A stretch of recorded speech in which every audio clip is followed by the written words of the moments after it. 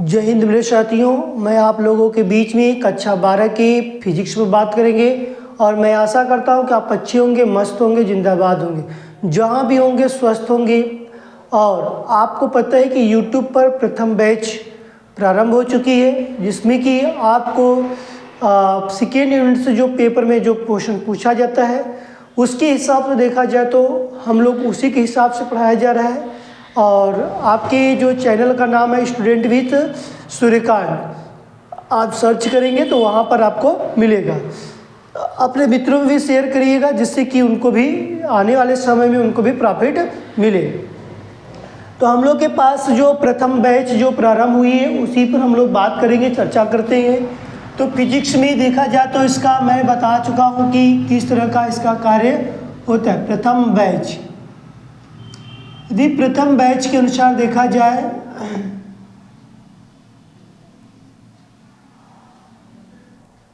देखो प्रथम बैच, यदि प्रथम बैच में मैं कार्य करता हूं तो यहाँ पर हम लोग फिजिक्स में दर्पण कंप्लीट कर चुके हैं। हम लोग के पास दर्पण के साथ साथ लेंस चल रहे थे। लेंस में आपको पता है कि हम लोग दो पतले लेंसों को संपर्क में रखने की यदि बात की गई थी, उसको हम लोग कंप्लीट किए हुए हैं। आज हम लोग के पास पतले लेंस के लिए अपवर्तन का सूत्र या पतले उत्तल लेंस के लिए लेंस मेकर का सूत्र बोला जाए तो किसी भी तरह का प्रश्न पूछा जाए वहां पर हम दोनों चीज को यहाँ पर उपस्थित कर लिखेंगे और बताएंगे भी, जिससे कि ये ना लगे कि हमको ये चीज मैं नहीं पढ़ा, कैसे पढ़ेंगे, क्या चीज पूछा जाएगा, ये सारी चीजों को दूर किया जाएगा। हम लोग के पास मतलब कि पतले लेंस, मतलब जो पतला लेंस बोला गया है, पतले हेडिंग डालेंगे मेरे साथ साथ, पतले उत्तल लेंस डाल लो, उत्तल लेंस, पतले उत्तल लेंस, सिंपल सा अच्छा लगे। पतले उत्तल लेंस के लिए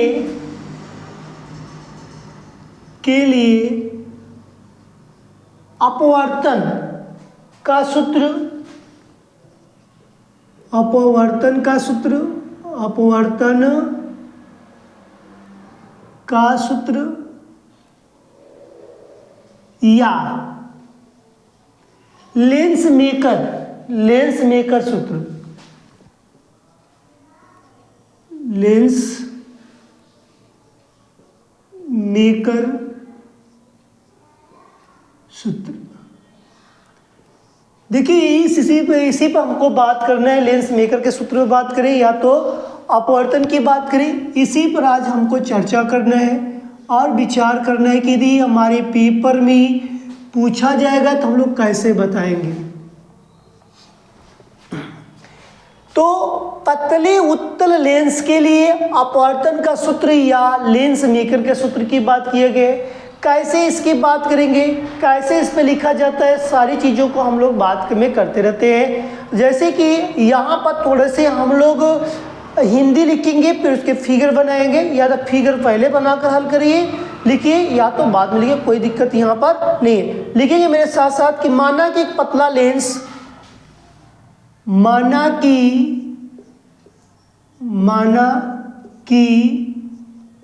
एक पतला लेंस कैपिटल एल वायु में रखा है, वायु में रखा है,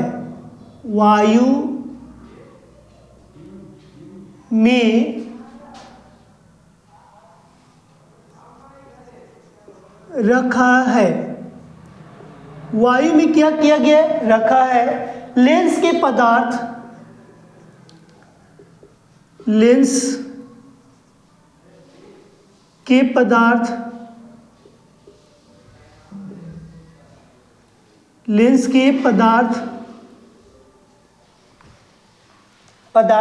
का वायु के सापेक्ष, पदार्थ का वायु के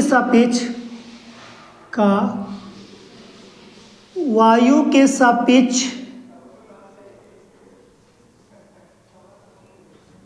का अपवर्तनांक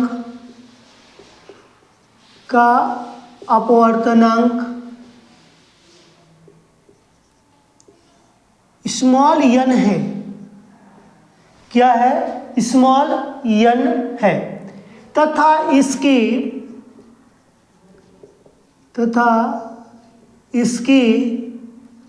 पहले और दूसरे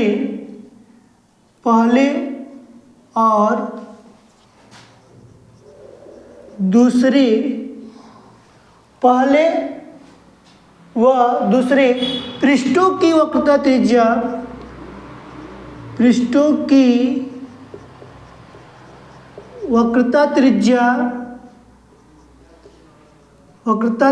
तो अब त्रिज्याएं लिख लेना, क्रमशः R1 व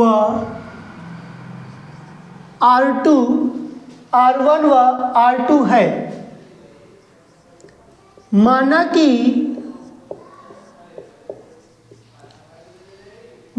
कि लेंस की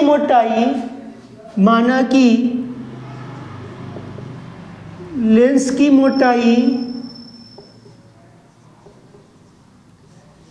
स्मॉल t है। माना कि लेंस की मोटाई स्मॉल t है।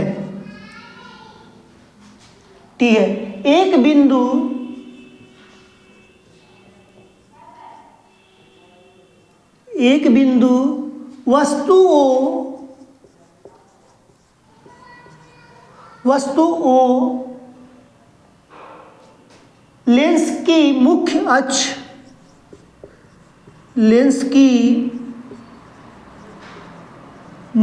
अक्ष पर रखी है,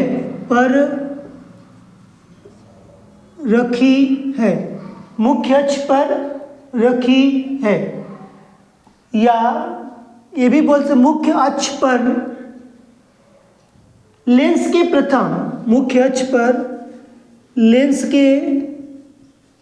प्रथम वक्र पृष्ठ मतलब पृष्ठ के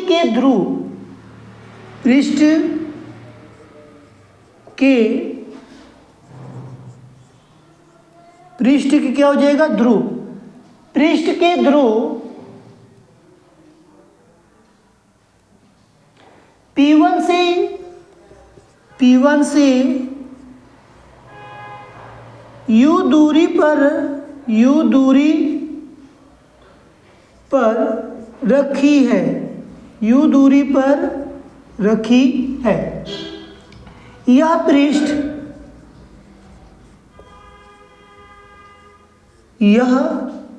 पृष्ठ O का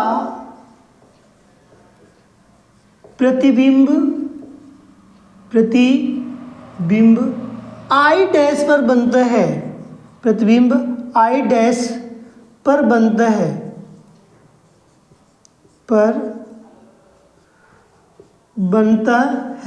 क्या करता है? I डैश पर क्या करता है? बनता है। अब इसका डायग्राम पहले देखेंगे, फिर उसके बाद हम आगे की तरफ बढ़ेंगे।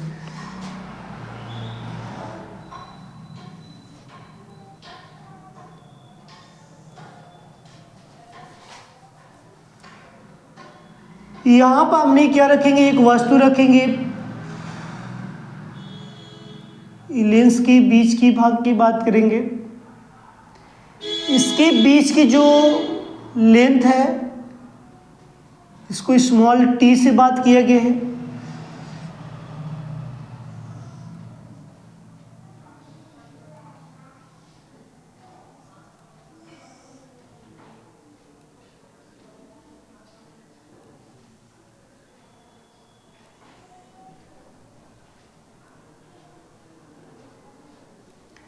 इसको I डैश से, और इसको हम बिंदु O की बात किया गया है।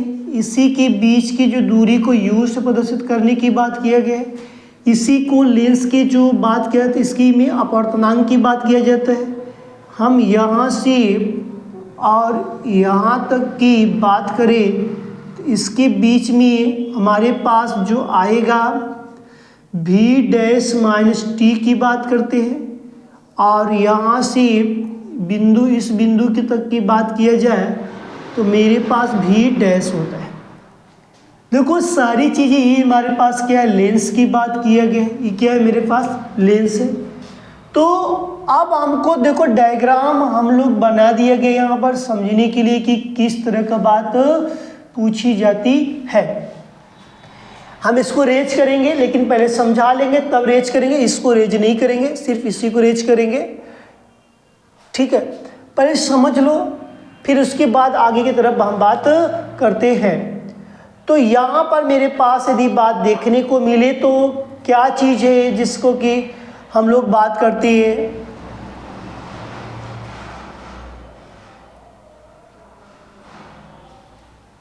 ठीक है। देखो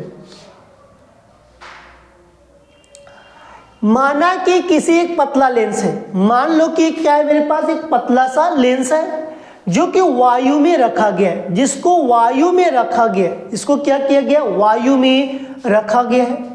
लेंस के पदार्थ का वायु के सापेक्ष, लेंस का जो पदार्थ है वायु के जो सापेक्ष की बात किया जाए तो वायु के सापेक्ष का अपवर्तनांक क्या स्मॉल n से बात किया गया कि नहीं किया गया। इसके इसके पहले और दूसरे वक्र पृष्ठ, मतलब इसका जो पहला होगा और दूसरा जो वक्र पृष्ठ होगा उस पर यदि बात किया जाए तो इसकी वक्रता त्रिज्या क्या हो जाएगी, क्रमशः R1 और R2। इसकी वक्रता त्रिज्या का मतलब समझ में आ गया कि वक्रता त्रिज्या इसकी जो दिया जाए वो क्या हो जाएगी मेरे पास, हम बता सकते हैं कि यहाँ पर मेरे पास जो बोला गया है R1 और R2। माना कि लेंस की मोटाई t है, लेंस की मोटाई क्या है, t है, इसी चीज को तुमने लिखा गया t। तो एक बिंदु O, देखो लिखा गया एक बिंदु वस्तु O लेंस, एक बिंदु जो है वस्तु O का मुख्य अक्ष से ही बात किया गया, तो मुख्य अक्ष पर लेंस के प्रथम वक्र पृष्ठीय ध्रुव जो P1 से U दूरी पर रखा गया, यहाँ पर हमने दर्शा दिया P1, इधर दर्शा दिया P2, इधर की बात एक, इधर की बात कहा गया। तो दूरी पर रखिए, इसका जो O का जो प्रतिबिंब है I पर बनता है, तो O का प्रतिबिंब कहाँ बनता है, I डैश पर बनता है। कहाँ बनता है, बोलोगे कि I डैश पर बनता है। फिर से एक बार देखो, माना कि एक पतला लेंस है, मान लो कि क्या है, पतला लेंस है, जिस लेंस को पदार्थ के वायु के सापेक्ष, लेंस का क्या है, वायु के सापेक्ष का अपवर्तनांक n है, जो कि इसके पहले और दूसरे, इसका क्या पहला और दूसरा वक्र त्रिज्या क्या होगी, R1 और R2, इसकी वक्र त्रिज्या क्या होगी, R1 और R2 बोला गया है। मान लो कि इसका लेंस की जो मोटाई, लेंस की मोटाई कितनी है, t है, लेंस की मोटाई कितनी है, t बोला गया है। तो यहाँ पर वस्तु के मुख्य अक्ष के, वस्तु का जो बोला गया है कि मुख्य अक्ष जो रखा गया है, मुख्य अक्ष के लेंस के प्रथम पृष्ठ के, लेंस का जो प्रथम पृष्ठ क्या इधर है, दूसरा पृष्ठ क्या है इधर हो जाएगा। प्रथम पृष्ठ बोला गया है ध्रुव P1 से U दूरी पर रखा गया है, ध्रुव जो है कहाँ रखा गया है, U1 दूरी पर रखा गया है, जिसको बोला गया है कि यह पृष्ठ का O का प्रतिबिंब कहाँ बनता है, I डैश पर बनता है। कितना बनता है, I डैश। अब तुमको कहोगे इसकी दूरी आपने V डैश माना, इसकी दूरी V डैश माने T क्यों माना, क्योंकि पूरे लेंस को ले रहा है ना, इसकी दूरी तो V यही है, V लिखा गया। अब इसमें का ही माइनस जो कि T माइनस करेंगे तभी तो हमको पता चलेगा इसकी दूरी को, क्लियर है कि नहीं। इस तरह की यहाँ पर बात को हमको दर्शाया गया है। आगे चलते हैं तो मेरे पास निकल के आता है, तो हम लोग इसको रेज करते हैं, तभी हमारे पास डायग्राम रहने दो, क्योंकि डायग्राम का बहुत अभी तो रोल होगा। अभी इसमें तो हम लोग को प्रूफ करना है कि किस तरह का इसके फार्मूले की बात किया जाएगा।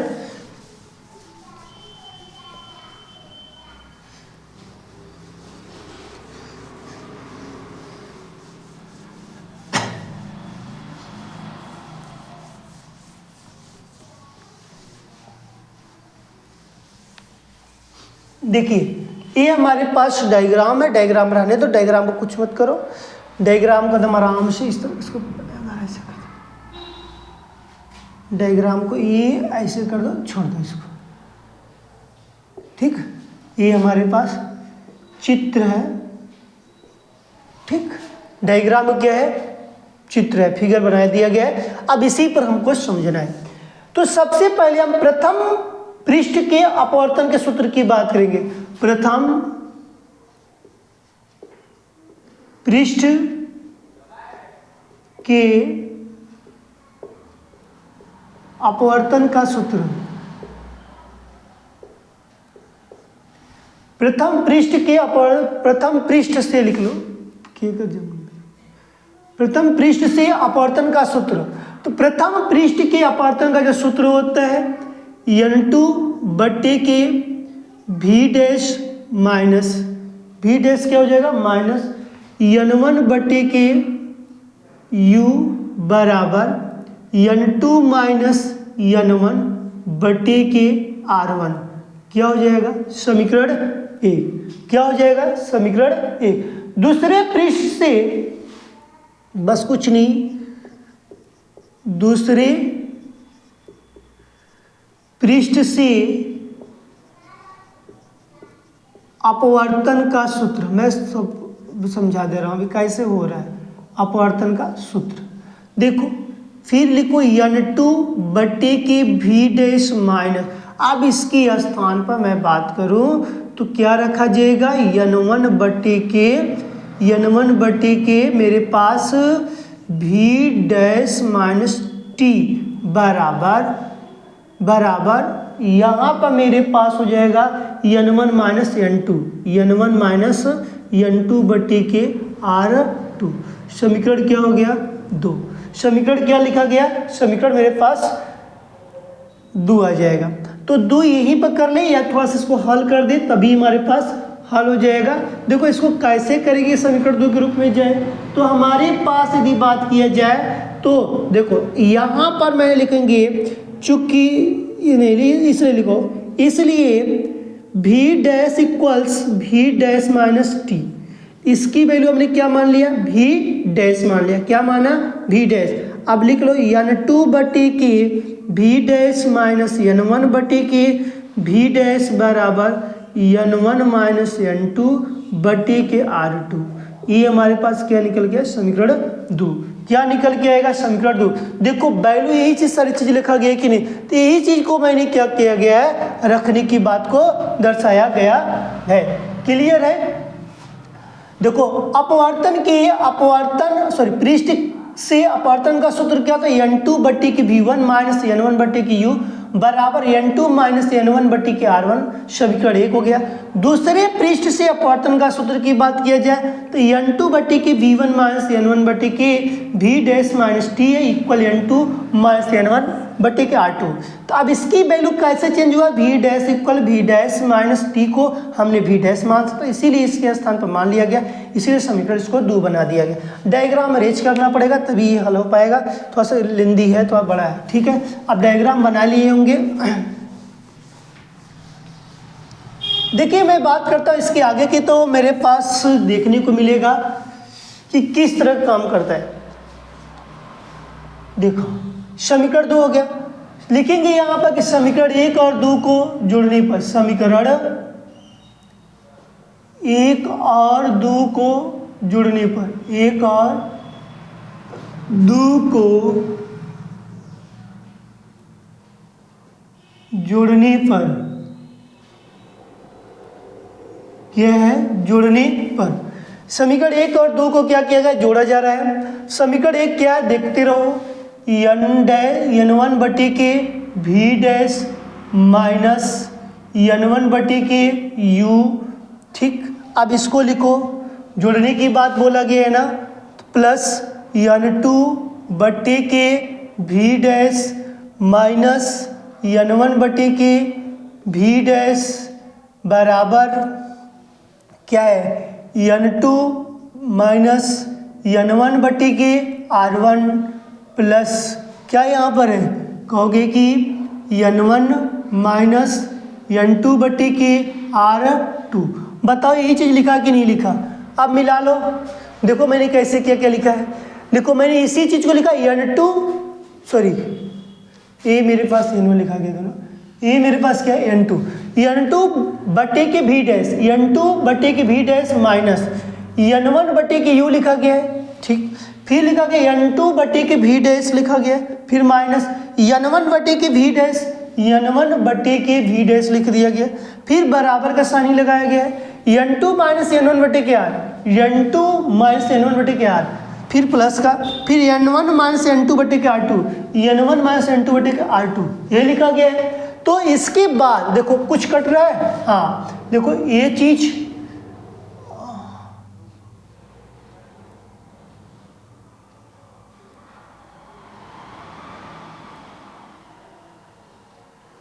कटेगी कोई वैल्यू ना,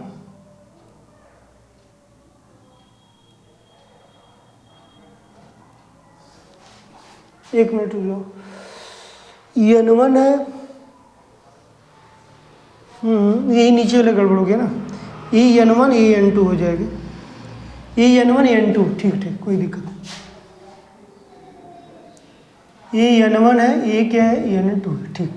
ये मेरे पास क्या है, इससे क्या हो जाएगा, कट जाएगा, इससे क्या हो जाएगा, कट जाएगा। मेरे पास बचा क्या, मेरे पास बचा क्या, तो कहोगे कि n1 बटे के v डैश माइनस n1 बटे के u बराबर, इसके बाद मेरे पास क्या है n2 माइनस n1 बटे के r1 plus n1 minus n2 बटे के r2।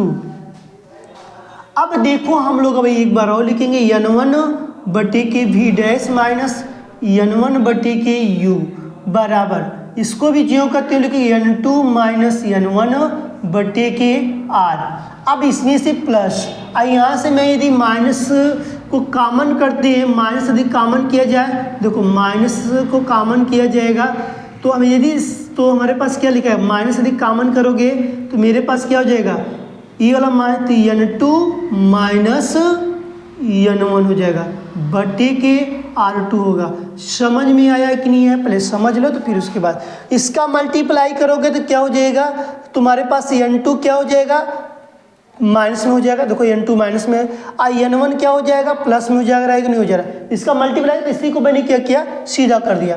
तो अब यहाँ पर मैंने फिर से लिखा कि हमारे पास n1 कॉमन कर लिया, तो n1 कॉमन करेंगे, n1 कॉमन करते हैं, 1/v dash minus 1/u bracket में बंद बराबर n2 माइनस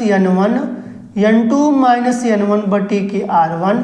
यहाँ से मैंने माइनस कॉमन किया है, तब देखो लिखो अच्छे से लिख लो। अब यहाँ भी हमारे हिसाब से लग रहा है कॉमन हो जाएगा क्या, हाँ ये वाला और ये वाला क्या है, सेम है, सेम है तो कॉमन करो, n2 माइनस n1 एक ब्रैकेट में लिखो। अब फिर इस दूसरे ब्रैकेट में क्या लिखो, 1/r1 माइनस 1/r2, 1/r1 क्या हो गया, 1/r2। तो फिर देखो इसको मैं पक्षांतर कर देता हूँ, तो कुछ समय के लिए मैंने एक स्टेप और बढ़ाते हुए हैं, 1/v डैश माइनस 1/u बराबर n2 माइनस n1 बटे की n1। अब दूसरे ब्रैकेट में एक ब्रैकेट में हो गया, अब दूसरे ब्रैकेट में क्या बोला गया है कि 1/r1 minus 1/r2, 1/r1 minus 1/r2 ये हो गया। अब यहाँ पर हम लोग के पास जो स्टेप आया, अब जो यहाँ पर मेरे पास स्टेप आ गया, ध्यान देंगे इसकी वैल्यू हमारे पास पता है कि हमारे पास इसकी वैल्यू क्या है, पता है कि हमारे पास क्या निकल के आएगा, 1/f बराबर क्या होता है, तो 1/v माइनस 1/u होता है। तो यहाँ पर लिख लेना कि चूंकि, यहाँ पर डाल देना चूंकि चूंकि 1/f बराबर 1/v माइनस 1/u, और मेरे पास एक जो दिया गया जो वैल्यू अपवर्तनांक की जो वैल्यू होती है, ये जो n2 मतलब कि लिख लेंगे कि n2 बटे की n1 बराबर होती है n होता है, मतलब n बराबर n2 बटे की n1 होता है। अब देखो हम लोग वैल्यू कैसे लिखते हैं, अब इसके स्थान पे यहीं पे एक स्टेप बढ़ाते हैं, फिर उसके बाद की बात करेंगे 1/v डैश माइनस 1/u। अब इसको मैंने क्या करेंगे कि अलग अलग लिखेंगे, तो n2 बटे की n1 माइनस n1 बटे की n1, ये n1 बटे की n1 हो गया।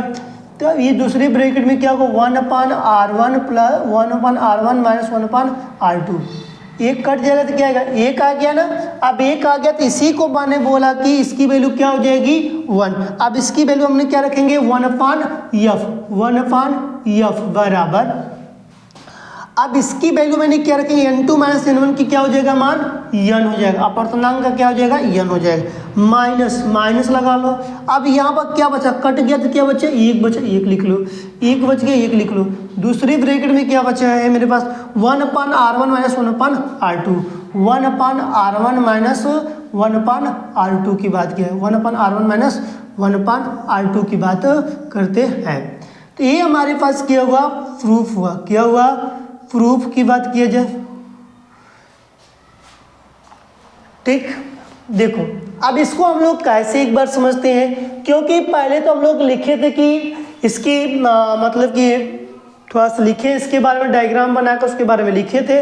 लिखने के बाद उसी चीज को हम लोग क्या किए, प्रूफ किए कि प्रथम पृष्ठ का अपवर्तनांक जो है n2 बटे के v डैश माइनस n1 बटे के u बराबर n2 माइनस n1 बटे के r1 समीकरण एक। किसका सूत्र है, अपवर्तन का सूत्र, मतलब प्रथम पृष्ठ से अपवर्तन का सूत्र लिया गया है। फिर दूसरे पृष्ठ से अपवर्तन का सूत्र जब लेंगे तो n2 बटे के v डैश माइनस n1 बटे के v डैश माइनस t हो गया बराबर n1 माइनस n2 बटे के r2 हो गया।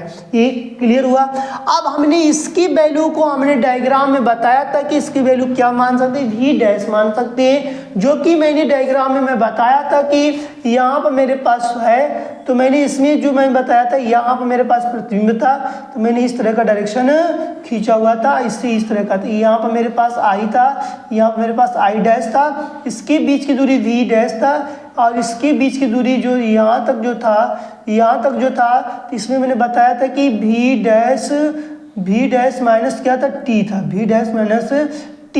इसी को हमने क्या मान लिया, किसी को मैंने क्या मान लिया, भी माना था, इसी को क्या मैंने मान लिया था, भी मान लिया था। तो यहाँ पर n1 बटे की, देखो यही चीज लिखा है, यहाँ पर भी इसको भी चेंज कर लो, यहाँ पर n1 और इसको n2 कर लो, ठीक। n1 बटे के v1 माइनस n2 बटे के v dash minus t equal n1 minus n2 लिखा गया।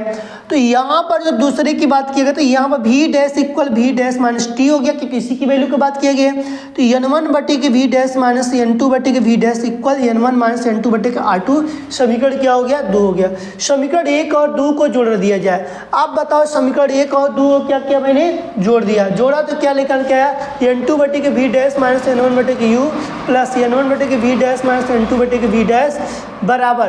अब देखो इसको लिखा गया है कि n2 माइनस r1, ये लिखा गया n2 माइनस n1 बटे के r लिखा गया, r1 लिखा गया है। फिर लिखा गया है कि हमारे पास नीचे दिया गया कि n1 माइनस n2 बटे के r2, तो ये लिखा गया n1 माइनस n2 बटे के r2 लिखा गया है। अब यहाँ पर देखो n2 बटे के v डैश यहाँ भी है, लेकिन देखो n2 बटे के v डैश यहाँ भी, लेकिन ये माइनस में ही क्या है, प्लस में, इसीलिए क्या हो गया, कट गया, इसीलिए क्या होता है, कट गया। जब कटा तो मेरे पास क्या हुआ बचा, तो देखो यहाँ पर माइनस n1u है, देखो माइनस n1u लिखा गया है, n1 बटे के v डैश है, n1 बटे के v डैश की बात किया गया। तो यहाँ पर मेरे पास फिर इसकी बात किया, इसको ज्यों का त्यों लिखा गया, इसको भी ज्यों का त्यों लिख दिया गया यहाँ पर। इसके बाद मैंने इसको फिर कहा कि भैया इसको उतार दो, तो ये भी कहा कि मैं भी उतर जाऊँ, मैं क्या उतार जाओ। अब यहाँ से हमने क्या करेंगे, माइनस कॉमन करके, जब ये माइनस, क्योंकि हमको इसके बराबर करना है, जब इसके बराबर करना होगा तो मुझे क्या करना, माइनस कॉमन करना होगा। जब माइनस कॉमन करेंगे तो देखो यही निकल गया ना, n2 माइनस n1। अब इसका माइनस गुणा कर दो तो क्या हो जाएगा, प्लस हो जाएगा, ये तो प्लस हो जाएगा। तो देखो ये तो यही ना होगा, n1 क्या हो जाएगा, प्लस हो जाएगा। जब प्लस होगा तो n2 क्या हो जाएगा, माइनस, क्योंकि इसका गुणा करोगे तो यही आएगा। तो हमारे पास ये हो गया r2 बटे के हो गया। फिर मैंने n1 यहाँ पे n1 कॉमन कर दिया, तो मेरा ब्रैकेट में क्या बचा, 1/v डैश बचा माइनस 1/u बचा, बराबर में n2 माइनस n1 है, n2 माइनस n1, क्योंकि यही चीज लिखा गया था, कॉमन किया, दोनों में सेम हो गया तो मैंने कॉमन कर दिया। इसके ऊपर 1 बटे के r1 बचा, इसके ऊपर 1/r2 बच गया, यही बचा। अब हम लोग कहा कि ठीक है, तो यहाँ पर मैंने कॉमन किया तो मैंने कहा इसको पक्षांतर करो, नीचे बताओ इसको भेजो दूसरे पक्ष में। जब दूसरे पक्ष में मैंने भेजा तो इसको क्या किया, ज्यों का त्यों राइट किया, तो इसका जो वैल्यू n1 इधर आ गया, तो n2 माइनस n1 बटे क्या n1 हो गया कि नहीं हो गया।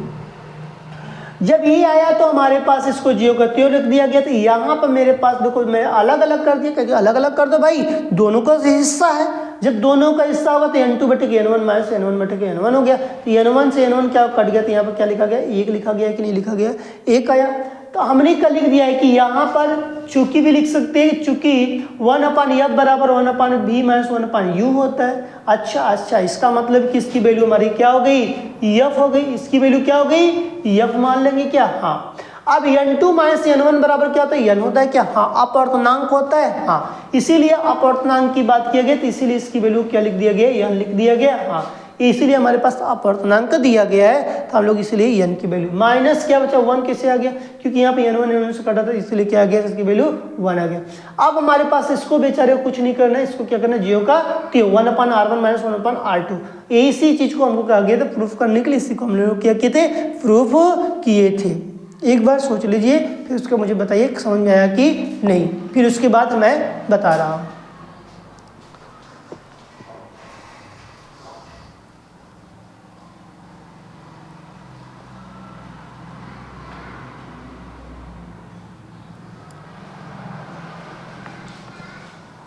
तो क्लियर हुआ, तो यहाँ तक तो मैं आगे चलती हैं। तो इस तरह की जो बातें जो पूछी जाए, तो ये यदि पेपर में आए तो आप अच्छे से करके आए, ये न कि छोड़ के आए। ठीक है, इससे क्वेश्चन लेंस मेकर से जो पूछा जाए तो लिखकर 1.5 पन्ना का सवाल, इस पर आपको कितने नंबर आता है, तो कितने नंबर मार्क्स मिलता है, तो हम बता रहे हैं कि ये आएगा तो आपको 5 अंक निर्धारित करके लेकर आएगा, क्योंकि ये 5 अंक में डेरिवेशन जो होता है, डेरिवेशन में ये 5 अंक लेकर आने का काम करता है, जिससे कि हम लोग डरते हैं। ठीक है, अब हम लोग इस पे आधारित आंकिक प्रश्न की बात करेंगे कि इस पे किस तरह का आंकिक प्रश्न पूछा जाता है, कैसे इसको लगाएंगे। हम तो इसको डेरिवेशन समझ लिया कि डेरिवेशन आएगा तो हम कर लेंगे। यदि यहाँ पर मेरे पास यदि पेपर में देखने को मिलेगा कि किस तरह का प्रश्न पूछा जाता है, कैसे R1 R2 को हम रखेंगे, तो उसकी अब बात हम करने चल रहे हैं। ठीक है, चलिए नेक्स्ट।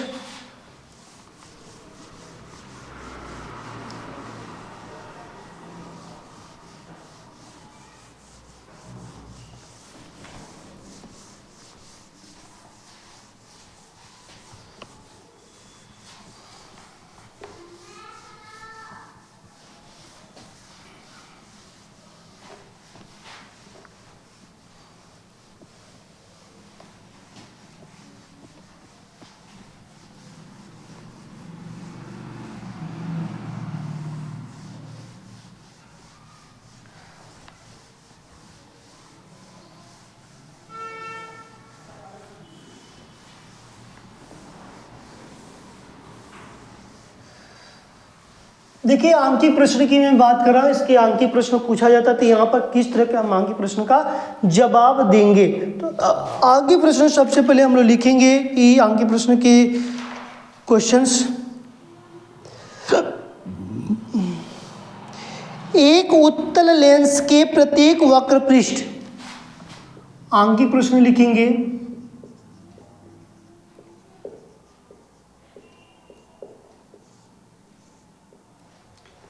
पहला क्वेश्चन हमारे पास होगा, एक उत्तल लेंस के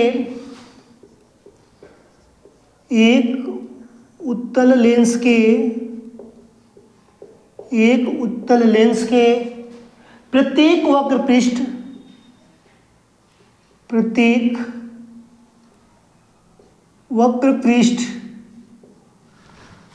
वक्र पृष्ठ की त्रिज्या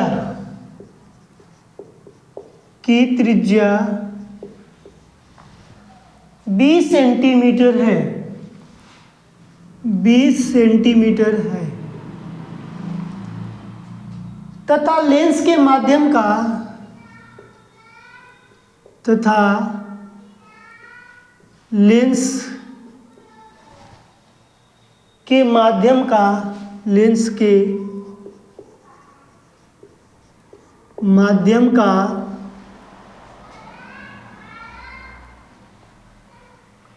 अपवर्तनांक 1.5 है, अपवर्तनांक 1.5 है। यदि लेंस को निम्नलिखित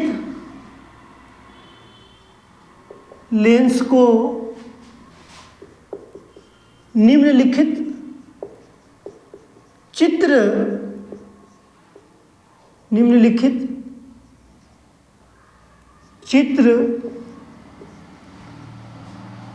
में ए बी के अनुदिश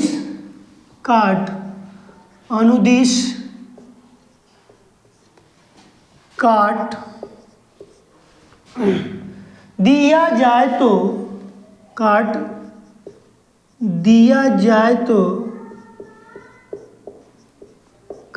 जाए तो प्रत्येक लेंस की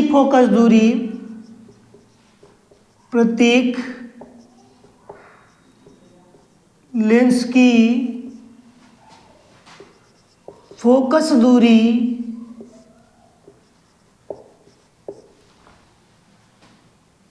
ज्ञात कीजिए।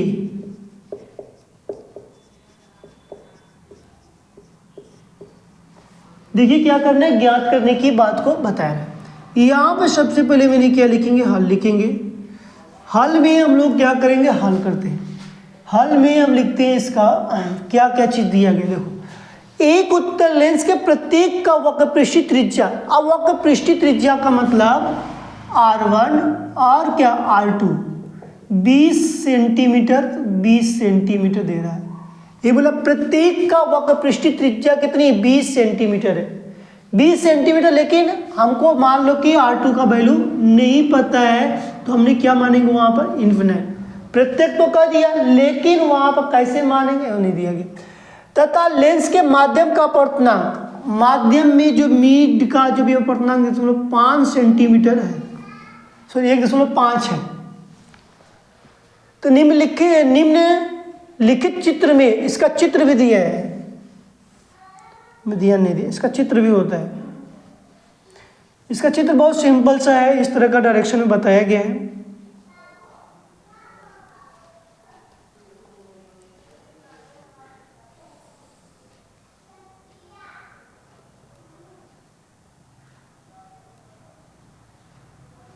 ठीक, इसको ए मान लिया गया, इसको बी मान लिया गया। इसमें और कुछ नहीं दिया गया, बस सिंपल सी तरह डायरेक्शन दिया गया। तो अनुदिश काट का क्षेत्रफल, जो कि यहाँ पर एफ की बात बोला गया है, मतलब एफ का बात। अब हम लोग का लेंस मेकर का सूत्र, लेंस मेकर सूत्र, लेंस मेकर सूत्र क्या होता, तो 1/f बराबर ब्रैकेट में n-1 ब्रैकेट में 1/r1 माइनस 1/r2, ये लेंस मेकर का सूत्र होगा। यदि इसमें बात किया जाए तो 1/f बराबर n की वैल्यू कितनी दी गई, 1.5 दिया गया, -1 दिया गया। 1/20 माइनस 1/इन्फिनाइट्स, 1/f बराबर हो जाएगा, इसकी वैल्यू 0.5 आ जाएगी, गुणे इसकी वैल्यू 0 हो जाएगी, 1/20। तो हम इसको मैंने 10 का मल्टीप्लाई ऊपर 10 का मल्टीप्लाई नीचे कर दे, दशमलव हटाने के लिए। तो मेरे पास हर जगह 10 गुणा नीचे 10 गुणा ऊपर, तो मेरे पास क्या निकल के आएगा, 1/f बराबर 5/200, 5/200 आएगा। 5 से घटते 5 चौके कितना 20 हो जाएगा, 40 आ जाएगा, 40 आ गया। तो हमने लिखा 1/f बराबर कितना, 1/0 लगा दें, 40 हो गया। तो f बराबर कितना हो गया, 40 सेंटीमीटर हो गया। f बराबर कितना आ गया, 40 सेंटीमीटर। ये हमारे पास क्या निकल गया, आंसर। ये हमारे पास निकल के क्या आएगा, आंसर निकल के आएगा। देखो, एक उत्तल लेंस के प्रत्येक वक्र पृष्ठीय, मतलब उसका प्रत्येक का वक्र पृष्ठीय, मतलब पहले का दूसरे का। तो पहले का जो दिया गया था मेरे पास, तो पहले में यहाँ पर दिया गया है कि 20 है, तो बोला गया कि लेंस के माध्यम का अपवर्तनांक कितना है, 1.5 है, तो R2 की वैल्यू इन्फिनाइट मान लिया। कहाँ पर होगा, तो निम्नलिखित चित्र में ए और बी की बात किया गया था। तो प्रत्येक लेंस की फोकस दूरी, मतलब इसका फोकस दूरी की बात किया गया था। तो लेंस मेकर के सूत्र के अनुसार, तो 1/f बराबर n-1 ब्रैकेट में, दूसरे ब्रैकेट में 1/r1 माइनस 1/r2, यही मैंने बताया ये फॉर्मूला। तो 1/f बराबर 1-5 हो गया। दूसरे ब्रैकेट में क्या हो गया, 1/20 माइनस 1/, इन्फिनाइट जो होता है। इसकी वैल्यू क्या होती है, शून्य हो जाती है, उसको हटा देते हैं। 1/, तो 0.5 इंटू 1 गुणे 10 गुणा किया गया इसे 10 में हटाने के लिए। 5/200 हो गया, 5 से कटा गया तो 40 बार में आते। 1/, बराबर 40, 1/40, तो यह बराबर कितना हुआ, 40 सेंटीमीटर। आगे की तरफ बढ़ते हैं, नेक्स्ट क्वेश्चन की बात करेंगे।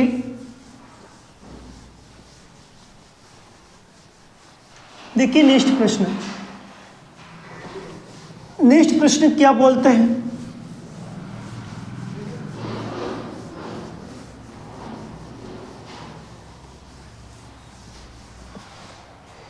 यदि नेक्स्ट क्वेश्चन की मैं बात करता हूं तो नेक्स्ट क्वेश्चन में हमारे पास लिखते हैं कि अपवर्तनांक 1.55 के अपवर्तनांक, सेकेंड क्वेश्चन, अपवर्तनांक 1.55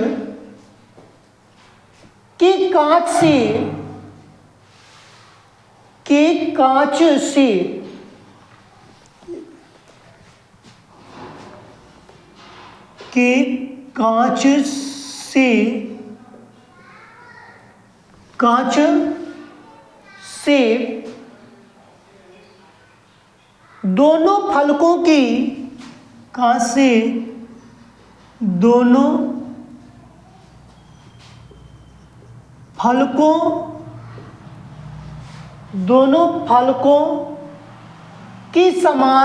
फलकों की समान वक्रता त्रिज्या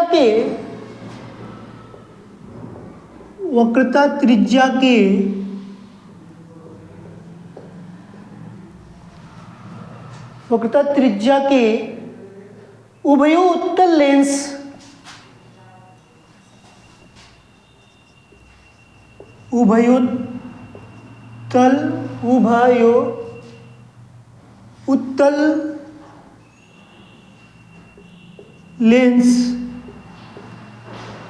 उभयोत्तल लेंस निर्मित करने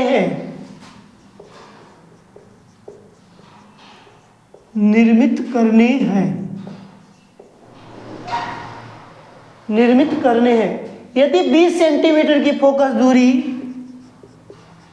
यदि 20 सेंटीमीटर की फोकस दूरी,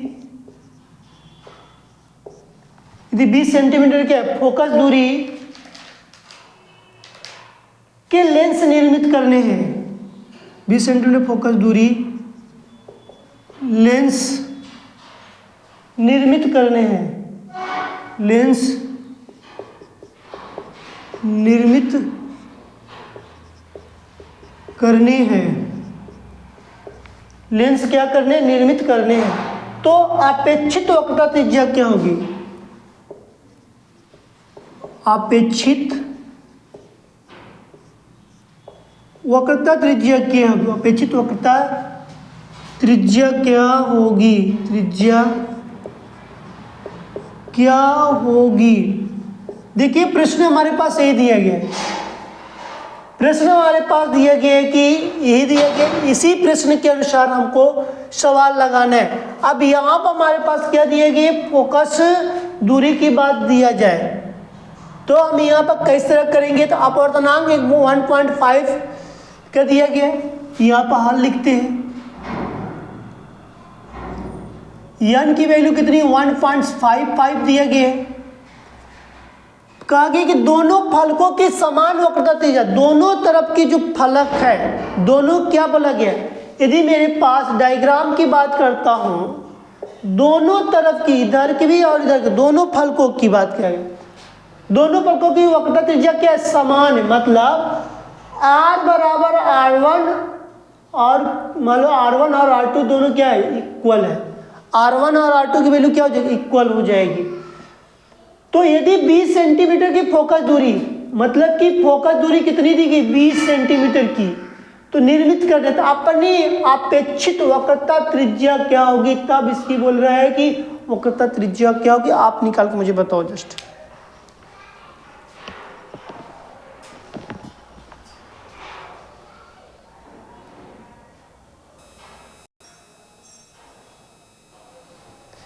ठीक है, देखिए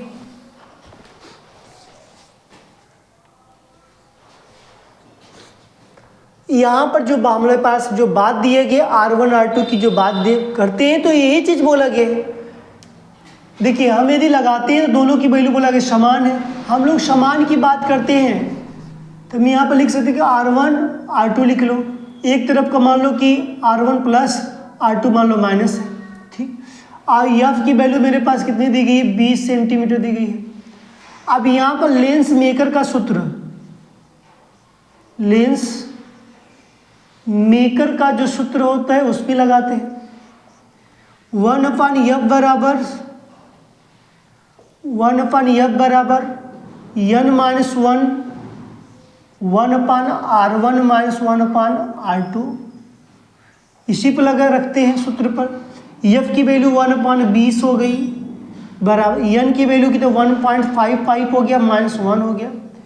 इसकी वैल्यू 1/r, इसकी वैल्यू ये भी देखो r है माइनस में, ये माइनस माइनस क्या हो जाएगा प्लस हो जाएगा, ये क्या हो गया प्लस हो गया, तो माइनस माइनस क्या हो प्लस हो गया। तो 1/20 बराबर इसको घटाएंगे तो मेरे पास 0.55 आएगा ब्रैकेट में। अब इन दोनों का लसा लेंगे तो मेरे पास क्या आएगा r ही आएगा, ऊपर क्या हो जाएगा 2 हो जाएगा, ऊपर कितना हो जाएगा 2 हो जाएगा, यही आएगा। क्योंकि जब जब समान होता है, जब समान हो 2/r होगा कि नहीं होगा। तिर्यक मल्टीप्लाई कर देते हैं, जब तिर्यक मल्टीप्लाई किया तो ये इधर आ जाएगा इधर आ जाएगा। तो देखो r बराबर 20 गुणी 2 गुणी ब्रैकेट में कितना हो गया मेरे पास 0.55, ये दिया गया, ये चीज दिया गया ना। इसको मैं तिर्यक मल्टीप्लाई किया, इसको इधर लिख दिया तो 20 दूनी की कितना हो गया 40, अब गुणती 0.55 लिख दिया। अब हमने गुणा करते 4×5 20 शून्य से लगा 2, 4×5 20 2 कितना हो गया 22, अब 2 जीरो लगा देते, 1 जीरो और लग गया तो 2 जीरो हो गया। अब 2 अंक के बाद 1 और 2 अंक के बाद 10 लगा दिए। आप बताओ तो r निकला कि नहीं निकला, तो बोलेंगे क्या 22 सेंटीमीटर है कि नहीं है। तो प्रत्येक के यही बोला गया ना कि दोनों फोकस के समान वक्रता त्रिज्या कितनी हो जाएगी 22 होगी, दोनों कितना हो जाएगा 22 सेंटीमीटर होगी। क्लियर है। एक बार देखो अपवर्तनांक 1.55, तो अपवर्तनांक दिया गया n की वैल्यू। अब फोकस दूरी समान की बात किया गया तो R1 R2 की वैल्यू देखो इक्वल आ रही है 22 आनी चाहिए, तो हमने R1 की वैल्यू 1 को मान लिया, R मान लिया, R2 की वैल्यू -R मान लिया था। अब तो यहाँ पर फोकस दूरी बोला कि 20 है, इसकी फोकस दूरी क्या मान लिया 20 है। तो यहाँ पर आपेक्षिक वक्रता त्रिज्या ज्ञात की थी, इसकी त्रिज्या की बात किया गया, जाहिर सी बात है कि आरगी की बात बोला गया था। लेंस मेकर का सूत्र, तो यहाँ पर सूत्र लिखा गया 1/20 बराबर n की वैल्यू 1.5 माइनस 1 लिखे 1/r, ए बी माइनस क्या तुमको दिक्कत हो रहा है, A B minus A B minus का कर लो प्लस, जब माइनस प्लस हो गया तो यही चीज़ मैंने लिखा था, माइनस क्या लिखा था प्लस, इसी को 2/r, तो इसका मैंने त्रियक मल्टीप्लाई कर दिया तो 20 × 2 ब्रैकेट में 0.55 इसको लिखा था। फिर मेरे पास 40 × 0.55, r बराबर 22.00, तो इसकी तो वैल्यू कुछ नहीं होती, पता ही है। हमारे पास क्या निकल गया सिर्फ 22 निकल गया है। तो हमारे पास जो लेंस मेकर का जो सूत्र था तो हम लोग आज कंप्लीट होता है। इस लेसन में हमारे पास कुछ बचा नहीं है, अभी लेसन मेरे पास कंप्लीट हो चुका है। और कौन सा लेंस, आप दर्पण जैसा कंप्लीट किया, लेंस भी कंप्लीट कर दिया। इस पर जो भी आधारित 1-2 क्वेश्चन और मिलेंगे तो मैं कल करवा दूंगा, और नहीं तो फिर हम लोग मिलते हैं नेक्स्ट अपने टॉपिक पर। मैं बता दे रहा हूँ लेंस हम लोग का टॉपिक हुआ प्रिज्म तथा प्रकाश के अपवर्तन के परिक्षेपण, मतलब प्रिज्म पढ़ेंगे, वर्ड विक्षेपण के बारे में हम लोग पढ़ेंगे। प्रिज्म आपको मैं दर्शन कराऊंगा, प्रिज्म किस तरह कार्य करता है, साभी प्रिज्म के बारे में, प्रिज्म में कैसे कैसे किरण निकलती है, वर्ड विक्षेपण के बारे में वहाँ पर भी मैं प्रूफ का जो आएगा वहाँ पर मैं आपको डेरिवेशन में करवाते चलेंगे धीरे धीरे। लेकिन आपको जो चीज़ इस टाइप को बढ़ाया जाए उस पर न्यूमेरिकल लगवाया जाए तो आप उसको आराम से ईमानदारी पूर्वक से लगाना है, जिससे कि आने वाले समय में आपको यहाँ पर गेन हो, प्रॉफिट हो, अच्छे से आगे की तरफ बढ़े। ठीक है, आज का सेशन यहीं पर रहेगा। ठीक है।